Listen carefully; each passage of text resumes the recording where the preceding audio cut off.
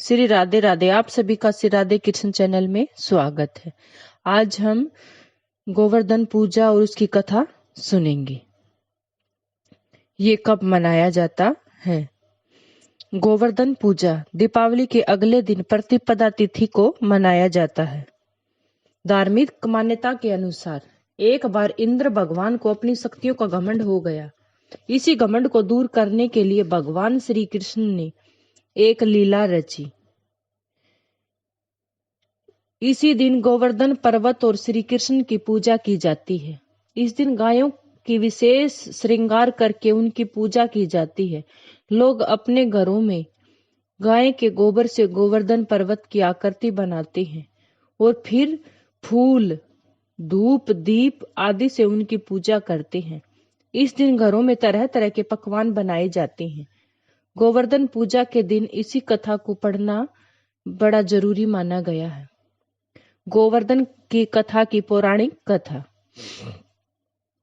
धार्मिक मान्यता के अनुसार एक बार इंद्र राज को अपनी शक्तियों का घमंड हो गया। इंद्र के इसी घमंड को दूर करने के लिए भगवान श्री कृष्ण ने एक लीला रची।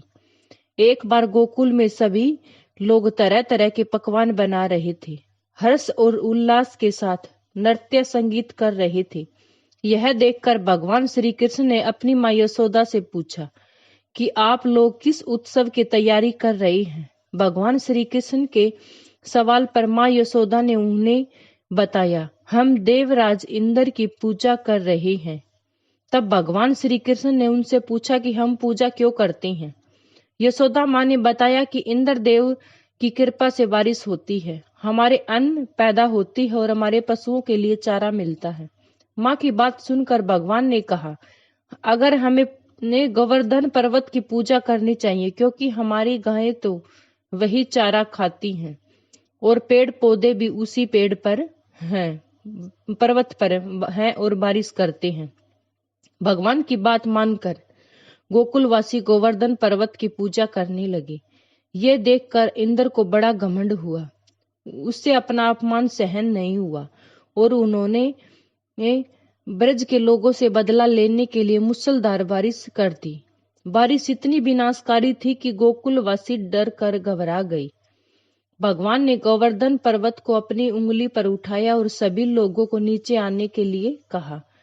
भगवान इंद्र ने 7 दिन तक लगातार बारिश की और 7 दिन तक भगवान श्री कृष्ण ने पर्वत को उठाए रखा।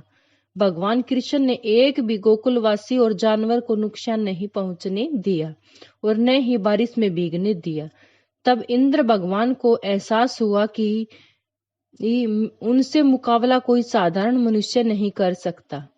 जब उन्होंने पता चला कि मुकाबला करने वाला भगवान श्री कृष्ण है, तो उन्होंने अपनी गलती का एहसास हुआ और मुरलीधर की पूजा करके स्वयं भोग लगाया।